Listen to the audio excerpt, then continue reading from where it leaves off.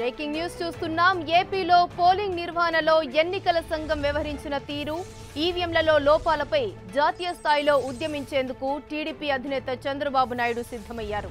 ఇందుకోసం మంత్రులు, సీనియర్ నేతలతో కలిసి ఢిల్లీకి బయలుదేరారు. మధ్యాహ్నం 12 గంటలకు సీఈసీని చంద్రబాబు బృందం కలవనుంది. ఏపీలో పోలింగ్ జరిగిన తీరు, ఈవీఎంల ఇబ్బందులపై ఆయన ఫిర్యాదు చేయనున్నారు. వీవీప్యాట్ల లెక్కింపుపై టీడీపీ సుప్రీంకోర్టులో రివిజన్ పిటిషన్ కూడా వేయనుంది. ఎన్నికల్లో ఈవీఎంలు పనిచేయకపోవడం, మొరాయించడం, పార్టీల గుర్తు మారడం, సైకిల్ గుర్తుకు ఓటేస్తే ఇతర గుర్తులకు పలుచోట్ల ఓటు మరలిపోవడం లాంటి ఘటనలను ఆయన ఎండగట్టనున్నారు. ఈసీపై పోరాడుతూనే వివిధ రాష్ట్రాల్లో బీజేపీ వ్యతిరేక కూటమి ప్రచారంలోనూ చంద్రబాబు పాల్గొననున్నారు.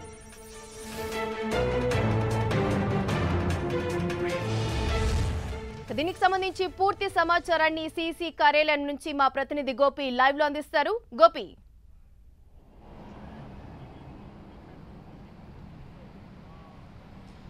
కేంద్ర ఎన్నికల కమిషన్ని ఈరోజు చంద్రబాబు కలవబోతున్నారు. ఆంధ్రప్రదేశ్లో ఎన్నికలు ముగిసిన తర్వాత కూడా ఈ ఎలక్షన్ హీట్ అనేది తగ్గలేదు. ఎన్నికలు జరిగిన తీరు, అలాగే ఈవీఎంలు మొరాయించడం, లా అండ్ ఆర్డర్ ఇష్యూస్, రాష్ట్రంలో జరిగిన అల్లర్లు, గొడవలు, వీటన్నిటికి సంబంధించిన అంశాలను కేంద్ర ఎన్నికల కమిషనర్, ప్రధాన కమిషనర్ సునీల్ అరోరా దృష్టికి చంద్రబాబు నేతృత్వంలోని టీడీపీ నేతల బృందం తీసుకెళ్లబోతోంది.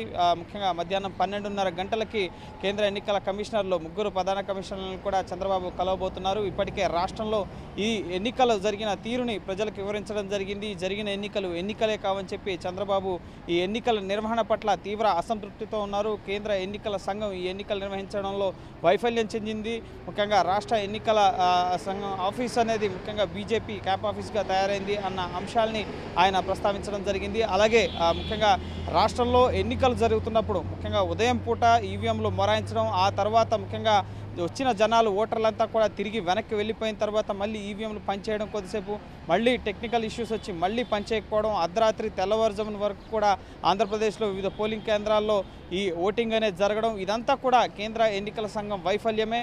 ఇది ముఖ్యంగా కేంద్రం ఒత్తిడితో ముఖ్యంగా కేంద్ర ఎన్నికల సంఘం పనిచేస్తుంది, విశ్వసనీయత కోల్పోయింది అన్న అంశాలను ఘాటుగా స్పందించడం జరిగింది ఏపీ సీఎం చంద్రబాబు. సో ముఖ్యంగా ఆంధ్రప్రదేశ్లో ఎన్నికలు ఏ విధంగా జరిగాయి, ముఖ్యంగా ఇద్దరు చనిపోయారు ఆంధ్రప్రదేశ్ ఎన్నికల సందర్భంగా జరిగిన గొడవల్లో, అలాగే 35 మందికి పైగా తీవ్ర గాయాల పాలయ్యారు. అలాగే ముఖ్యంగా నేతలపైన కూడా ఆంధ్రప్రదేశ్లో దాడులు జరిగిన పరిస్థితి ఉంది. సో వీటికి సంబంధించి ఆంధ్రప్రదేశ్ ముఖ్యమంత్రి చంద్రబాబు, అలాగే టీడీపీ నేతల బృందం కేంద్ర ఎన్నికల కమిషన్కి ఫిర్యాదు చేయబోతున్నారు. ఇంకా 6 విడతల్లో ఎన్నికలు అనేవి జరగాల్సి ఉంది.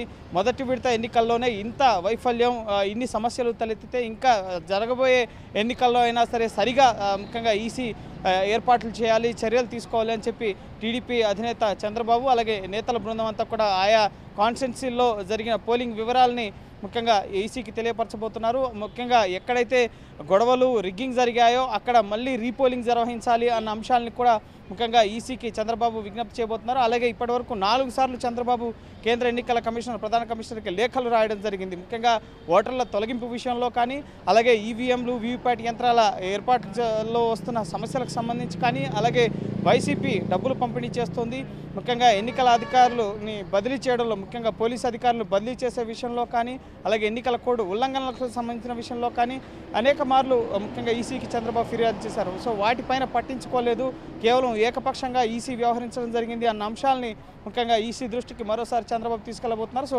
ఓవరాల్గా ఆంధ్రప్రదేశ్కి సంబంధించిన ఇష్యూసే కాకుండా ఈ ఈవీఎం, వీవీప్యాట్ యంత్రాలు, అలాగే ఆంధ్రప్రదేశ్లో ఎన్నికలు జరిగిన తీరుని జాతీయ స్థాయిలో ముఖ్యంగా జాతీయ నాయకుల దృష్టికి తీసుకెళ్లే దిశగా చంద్రబాబు ఢిల్లీ పర్యటన ఉండబోతోంది. ముఖ్యంగా చంద్రబాబు ఢిల్లీ పర్యటన పట్ల ముఖ్యంగా జాతీయ నాయకులంతా కూడా ఎంతో ఆసక్తిగా చూస్తున్న పరిస్థితి ఉంది. ఎందుకంటే నెక్స్ట్ రాబోయే ఎలక్షన్స్ దక్షిణాది రాష్ట్రాల్లోనే ఇప్పుడు ఈ పోలింగ్ అనేది ఆంధ్రప్రదేశ్ అలాగే తెలంగాణలో ముగిసింది. ఇంకా మేజర్ ముఖ్యంగా లోక్సభ స్థానాలున్న తమిళనాడు కానీ, అలాగే ఉత్తరప్రదేశ్, బీహార్, పశ్చిమ బెంగాల్, మహారాష్ట్ర సహా గుజరాత్, ఈ విధంగా కీలకమైన స్థానాలున్న ప్రాంతాల్లో వచ్చే 6 విడతల్లో ఎన్నికలు అనేవి జరగబోతున్నాయి. మే 19వ తారీఖు వరకు కూడా ఎన్నికలు జరుగుతాయి. కాబట్టి అప్పటి వరకు ఈసీ కఠినమైన చర్యలు తీసుకోవాలి, అన్ని ఏర్పాట్లు పకడ్బందీగా ఏర్పాటు చేయాలి. ముఖ్యంగా ఆంధ్రప్రదేశ్కి బలగాల మొహలింపులో కూడా ముఖ్యంగా లా అండ్ ఆర్డర్ ఇష్యూస్, శాంతి భద్రతలకు విఘాతం కలిగే విధంగా గొడవలు, అల్లర్లు జరిగాయి. సో ఇప్పుడు ఇకపైనైనా ఎన్నికల సంఘం నిద్ర మేల్కొని ముఖ్యంగా సరైన చర్యలు చేపట్టాలి అని చెప్పి ముఖ్యంగా ఈసీకి చంద్రబాబు విజ్ఞప్తి చేయబోతున్నారు. ఇక్కడి నుంచి ఆయన ఈసీని కలిసిన తర్వాత అడ్రస్ చేయబోతున్నారు. ప్రస్తుతం మనం కేంద్ర ఎన్నికల ప్రధాన కమిషనర్ కార్యాలయం నిర్వచన్ సదన్ వద్ద ఉన్నాం. ఇక్కడే ఆయన ముఖ్యంగా ఎన్నికల కమిషన్ కలిసి వచ్చిన తర్వాత ఆయన మాట్లాడబోతున్నారు. ఇప్పటికే మమతా బెనర్జీ, మాయావతి, అలాగే అఖిలేష్ యాదవ్ ఈ విధంగా పలువురు నాయకులు కేంద్ర ఎన్నికల సంఘానికి ఎన్నికలు పారదర్శకంగా జరిగే విధంగా చూడాలని చెప్పి లేఖలు రాశారు. అలాగే మొదటి విడతలో జరిగిన ఏవైతే సమస్యలు తలెత్తాయో బీహార్లో కానీ అలాగే పశ్చిమ బెంగాల్లో కానీ వీటికి సంబంధించిన కంప్లైంట్స్ కూడా ఇప్పటికే ఈసీ దృష్టికి వచ్చాయి. కాబట్టి మొదటి విడత ఎన్నికలు పూర్తయిన తర్వాత ఒక జాతీయ పార్టీకి సంబంధించి ముఖ్యంగా టీడీపీకి సంబంధించిన అధినేత చంద్రబాబు పూర్తిగా నేతలు, మంత్రులు, ఎంపీలు అలాగే ఇప్పుడు ఎన్నికల్లో పోటీ చేసిన అభ్యర్థులతో కలిసి ఢిల్లీ వస్తున్నారు. దాదాపు 20 మంది అభ్యర్థుల బృందం ఢిల్లీ వస్తున్నట్లుగా తెలుస్తుంది. ఆయన 10:40 11 గంటలకి ఢిల్లీ చేరుకుంటారు. సో మొదటి విడత ఎన్నికలు పూర్తయిన తర్వాత వచ్చే తొలి కంప్లైంట్ ముఖ్యంగా ఏదైతే రాష్ట్రంలో ఎన్నికలు ముగిశాయో ఆ రాష్ట్రం నుంచి వస్తున్న తొలి కంప్లైంట్గా దీన్ని జాతీయ పార్టీల నాయకులన్నీ కూడా చూస్తున్నాయి. నెక్స్ట్ ఈ చంద్రబాబు ఫిర్యాదు తర్వాత ఇంకా అనేక పార్టీల నుంచి ఒత్తిడి పెరిగే అవకాశం ఉంది. సో చూడాలి. ఈసీ ఇప్పటికే రాష్ట్రపతికి అనేక ఫిర్యాదులు అందుతున్నాయి. మాజీ సైనికాధికారుల నుంచి కానీ అలాగే మాజీ ఐఏఎస్, ఐపీఎస్ అధికారుల నుంచి కానీ ఇప్పటివరకు వాటికి సంబంధించి కూడా ఎటువంటి చర్యలు తీసుకోలేదని. సో ఇప్పుడు చంద్రబాబు తీసుకుంటున్న ఏవైతే కంప్లైంట్స్ ఏవైతే ఉన్నాయో వాటికి సంబంధించి ఈసీ ఏ విధంగా స్పందిస్తుంది, జాతీయ నాయకుల నుంచి ఎటువంటి రెస్పాన్స్ వస్తుంది అనేది కూడా వేచి చూడాలి.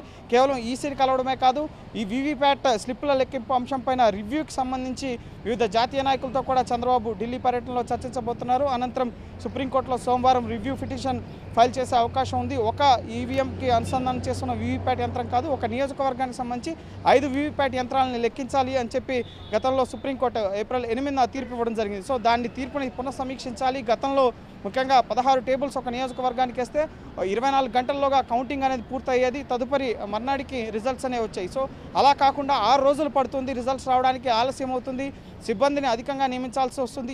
ఇటువంటి అంశాలని ఈసీ ముఖ్యంగా సుప్రీంకోర్టుకు తెలపడం, దీని పట్ల కూడా చంద్రబాబు అభ్యంతరం వ్యక్తం చేశారు. సో వీటన్నిటికి సంబంధించిన అంశాలపైన కూడా జాతీయ నాయకులతో చంద్రబాబు దాఖలు చేసిన పిటిషన్లో 21 జాతీయ పార్టీలకు వివిధ ప్రాంతీయ పార్టీలకు సంబంధించిన నాయకులు ఇంప్లీడ్ కావడం జరిగింది. సో వారితో కూడా చర్చించి ఈ రివ్యూ పిటిషన్ పైన ముందుకు వెళ్ళబోతున్నారు.